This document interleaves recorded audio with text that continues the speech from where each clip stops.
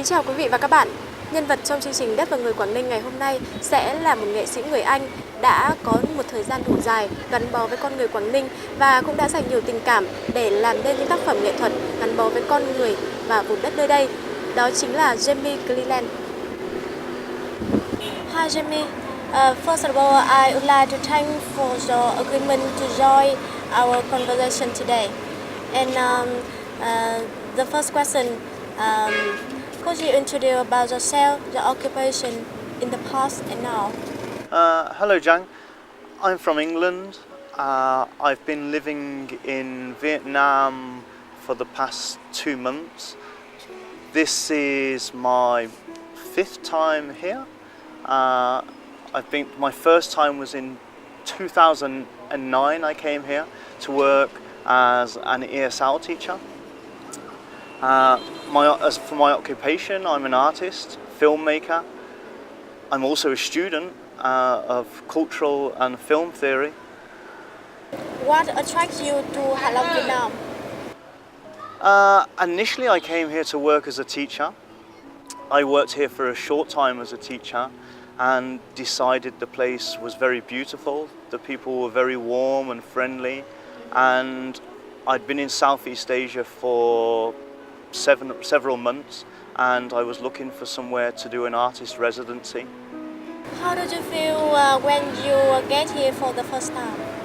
Initially, I'd came here for a holiday in between university studies, and I'd stayed here 2 months on Win Van Coo in a guest house, and I did nothing. I just read some books and just walked around, but I thought the place was nice and the people were friendly, as I said. So I wanted to return, which I did 2 years later.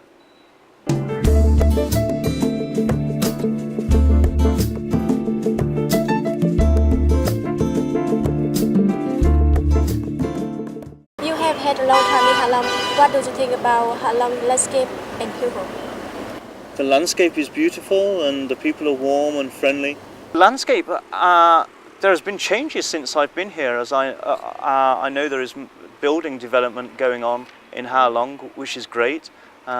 It obviously brings a lot of employment and job opportunities to Ha Long, which is a good thing.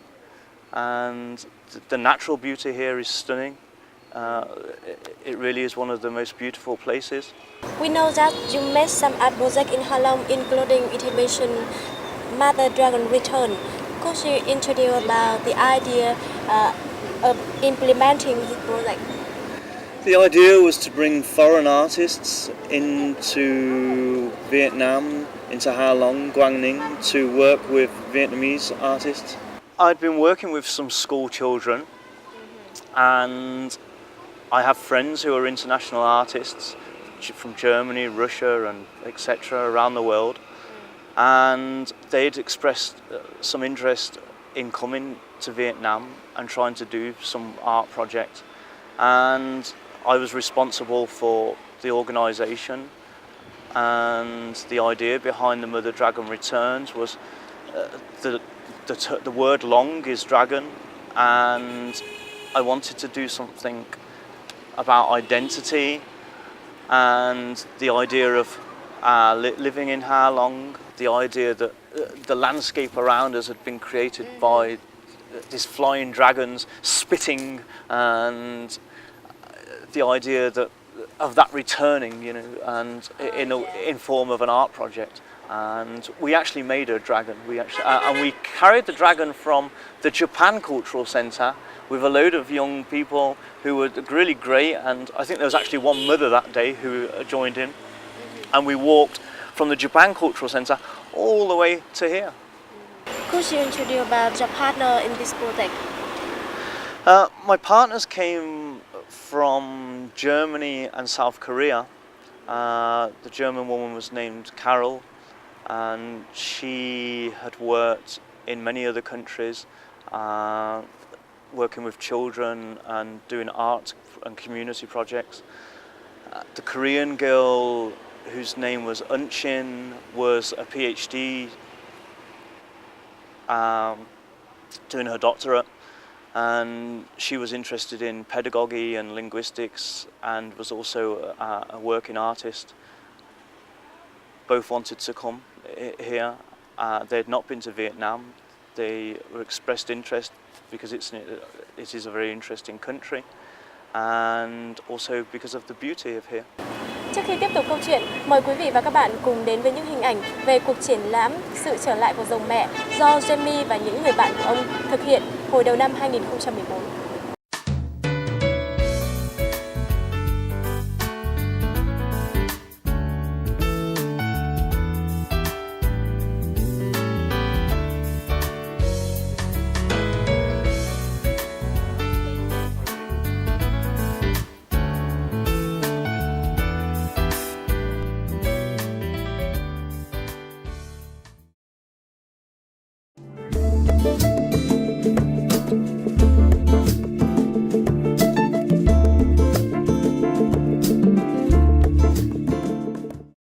Exhibition was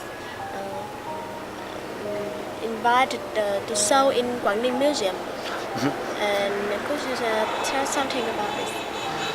The reason about the invitation. Okay, the reason was I'd approached Mr. Ha, who was the director at the time, who was a wonderful man, and he was very friendly and very warm, and although his English was very bad and my Vietnamese was very bad, he tried to communicate with me, and he was very open to the idea of some foreigners coming here and who were working with local children and doing an exhibition.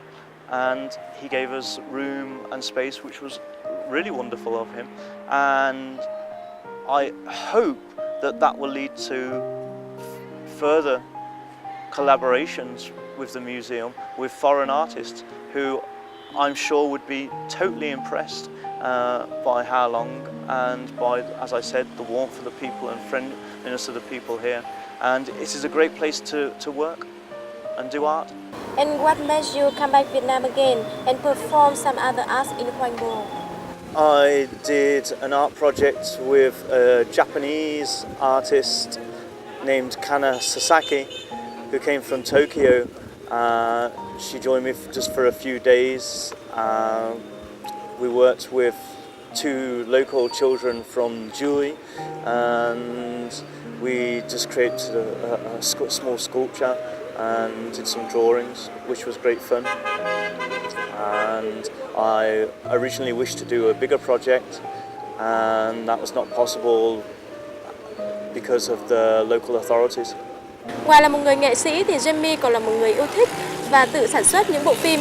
Sau đây sẽ là hình ảnh về một số bộ phim mà ông đã từng thực hiện ở Quảng Ninh.